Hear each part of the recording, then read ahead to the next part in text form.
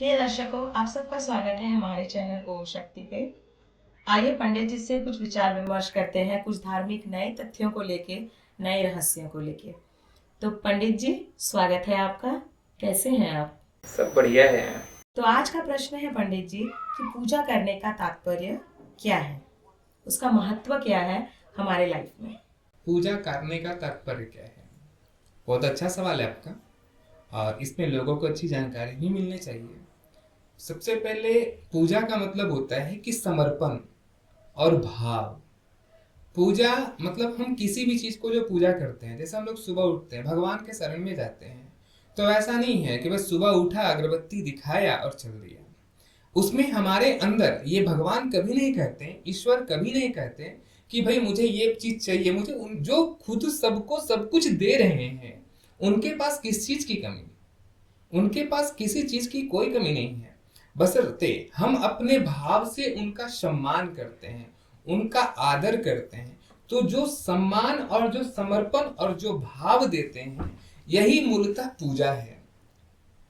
चाहे आप किसी भी माध्यम से करें। आप एग्जाम्पल समझिए कि हम हमारे अंदर दुनिया को दिखाने के लिए हम पूजा कर रहे हैं। हमने हजारों लोगों को बुलाया, ठीक है। आज क्या होता है, आज लोग मंदिर में जाते हैं, मंदिर में जाते हैं और वहां पूजा कम और सेल्फी ज्यादा लेते हैं, ठीक है। तो ये चीज पूजा नहीं होती, वो आप दिखावे का काम कर रहे हैं कि भाई मैं मंदिर गया हूं, ये दुनिया को दिखा रहे हैं। तो आपके अंदर वो भाव नहीं है, आप सिर्फ दुनिया को दिखा रहे हैं। तो पूजा का मतलब वो नहीं होता। पूजा का मतलब होता है कि जिस चीज के प्रति पूजा किया गया है, उसके प्रति हमारा समर्पण हो और हमारी अच्छी भाव हो। तो अभी हमें पता चला कि पूजा का तात्पर्य क्या है। तो अभी हम ये जानने के लिए उत्सुक हैं कि हम पूजा करते हैं ईश्वर की, भगवान की, और ईश्वर को लेके हर धर्म में, हर संस्कृति में अलग अलग तरीका है, अलग अलग मान्यताएं हैं। तो हम जिसकी पूजा करते हैं, जिसको आप शक्ति कह रहे हैं, तो वो ईश्वर क्या है? ईश्वर क्या है, यह आपकी सवाल है। ईश्वर एक एनर्जी है, ईश्वर एक शक्ति है। और चाहे धर्म कोई भी हो, हिंदू धर्म हो, मुस्लिम धर्म हो, सिख धर्म हो, ईसाई धर्म हो, वो अलग अलग स्वरूप में मानते हैं, लेकिन ईश्वर सिर्फ एक है, चाहे वो किसी भी धर्म का हो। अब इसको समझने के लिए एक एग्जाम्पल समझिए कि ईश्वर क्या है। मान के चलिए आपके घर में बिजली आती है, ठीक है। तो बिजली कैसी होती है भाई? अलग अलग रूपों में होती है। अगर उस बिजली से पंखे चल रहे हैं, तो आप कहेंगे कि भाई बिजली जो है वो पंखे में आती है, ठीक है। अगर आप टीवी चल रहा है, तो आप कहेंगे कि नहीं, टीवी में बिजली आती है। तो उसी तरह से ईश्वर की शक्ति है। ईश्वर अलग अलग रूपों में, अलग अलग जगहों पर, अलग अलग तरीके से विद्यमान है। जो जिसने जैसा देखा, उनके बारे में वैसा ही कह दिया। जैसे क्या है, ईश्वर शब्द को संस्कृत में कहें तो क्या होता है कि ईश्वर प्रभु है, स्वामी है, नियंत्रक है। ईश्वर जो है वो सबसे बड़ा, मतलब एक एग्जाम्पल समझिए कि इस दुनिया में, इस पूरे ब्रह्मांड में जितने भी चीज हैं, जीव जंतु, पेड़ पौधे, व्यक्ति, स्त्री पुरुष, मनुष्य, जितना भी लोग हैं, ठीक है, वो सबके ईश्वर क्या है? स्वामी है। ईश्वर गार्जियन है। जैसे आपके माँ बाप गार्जियन होते हैं, तो लोग कहते हैं ना कि मैंने ये काम किया, मैंने ये वो काम किया। तुमने कुछ नहीं किया, वो कराने वाला ईश्वर है। वो बैठा है, वो सबको अपने अपने कर्म के अनुसार दंड का भोग देते हुए अलग अलग व्यवस्थाओं में चल रहा है।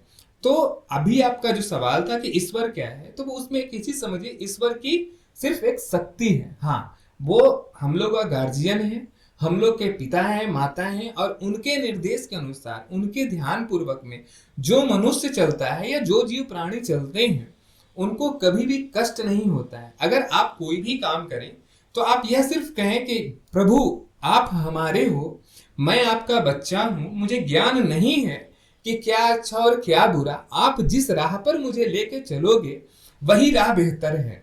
और आप इस भाव के साथ, प्रभु के साथ सामने अपने आप को समर्पण कर दो। जैसे मैंने पहले ही बताया कि पूजा का मतलब होता है समर्पण और एक भाव। उसी तरह से हम ईश्वर के पास समर्पण कर देते हैं कि प्रभु आप सब जानो, हम उनसे बड़ा ज्ञानी नहीं हो सकते।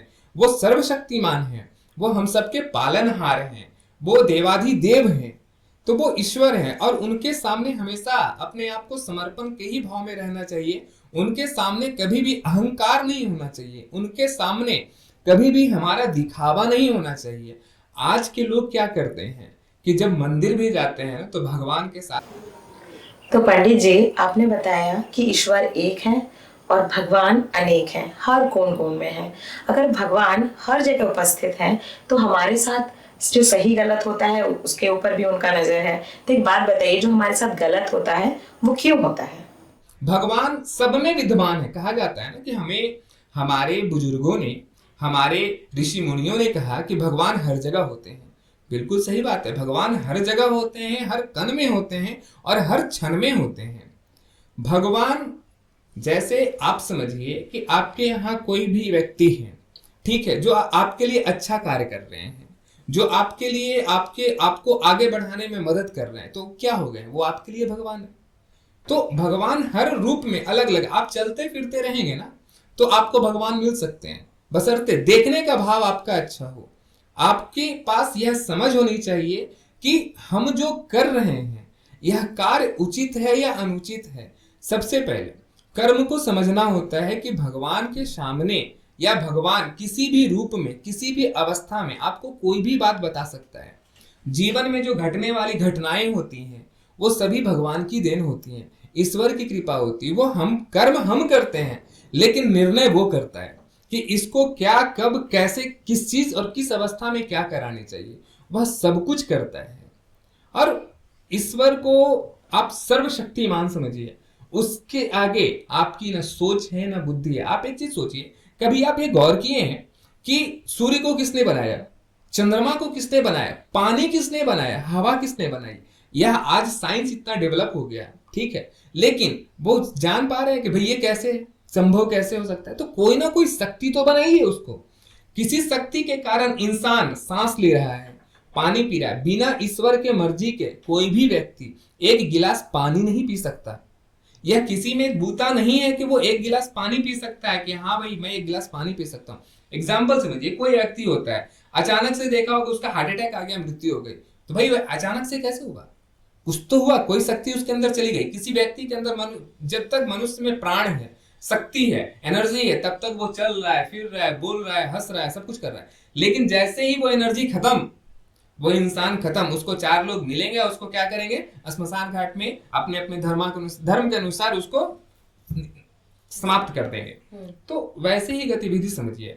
तो ईश्वर सर्वशक्तिमान है, ईश्वर एक शक्ति है और वह सभी जगह विद्यमान है। और वो बहुत बड़ा सीसीटीवी कैमरा है, वो सब कुछ देख रहा है। आप बंद कमरे में अगर कोई कार्य कर रहे हैं ना तो वो भी वो देख रहा है।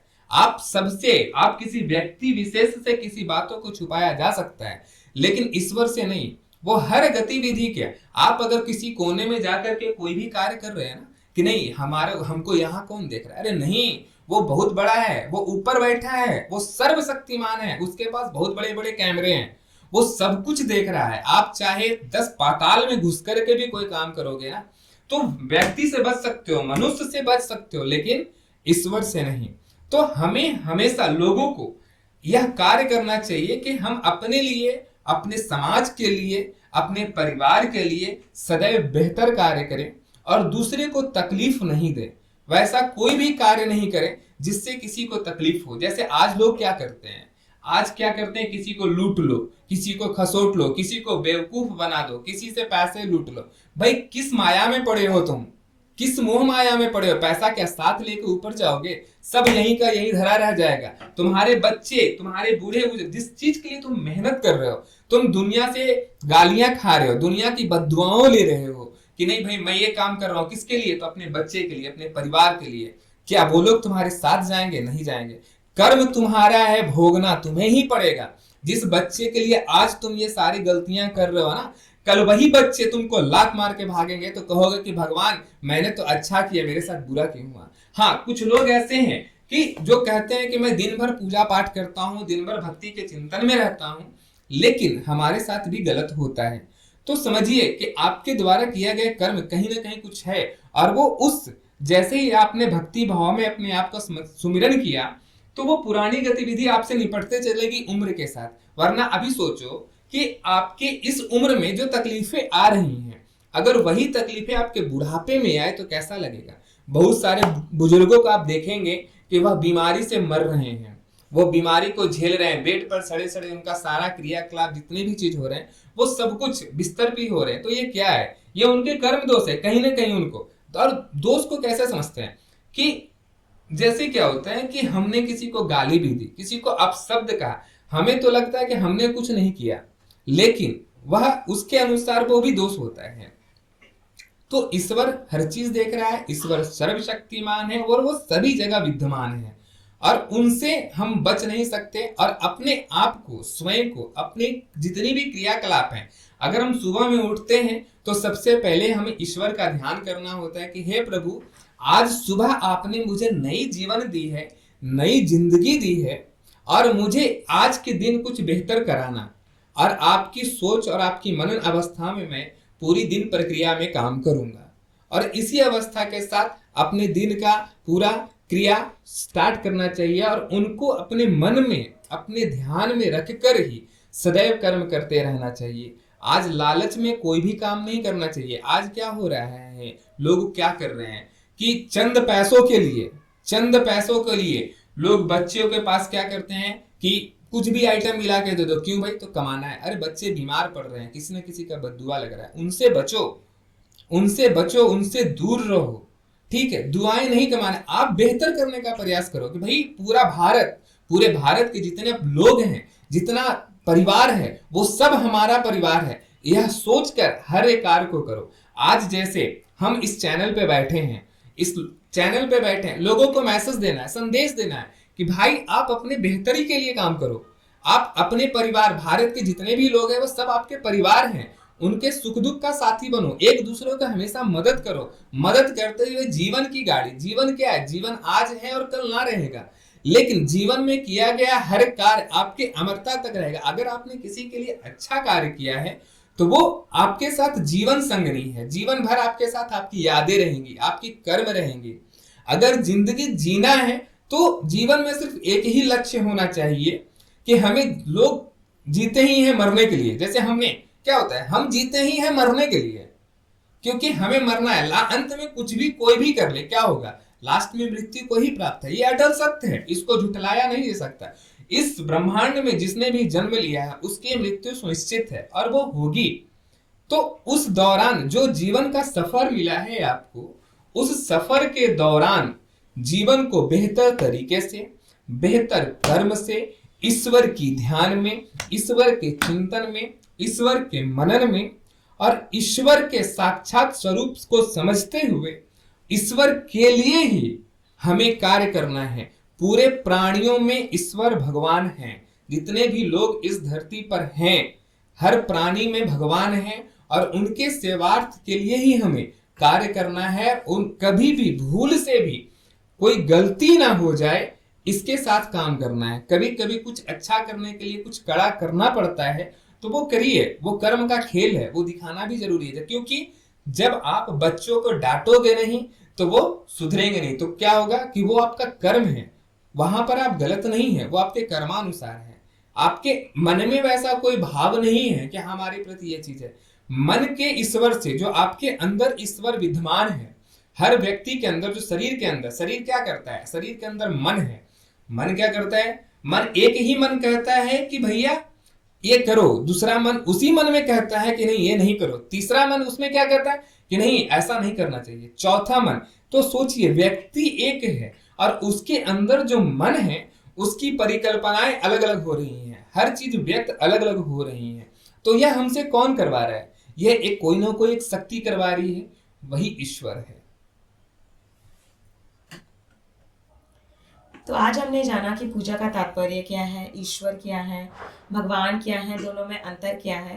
अगर इन सब टॉपिक को लेके आपके मन में कोई भी सवाल हो या कोई नया टॉपिक आपके मन में हो जिसके ऊपर आप चाहते हैं कि हम बातें करें, कुछ नए तथ्य और रहस्य को जानें, तो हमारे साथ जुड़े रहिए हमारे चैनल ओम शक्ति पे। तो आज दीपावली का शुभ अवसर है, जैसे आप सबको पता है। तो लक्ष्मी पूजा का जो सिंह लग्न होता है, जो शुभ मुहूर्त है, वो रात के 12:40 से लेके 2:50 तक है। तो उसी मुहूर्त में आप पूजा कर लीजिएगा। तो हमारी तरफ से हमारे चैनल ओम शक्ति में जितने सारे लोग जुड़े हुए हैं सबको शुभ दीपावली।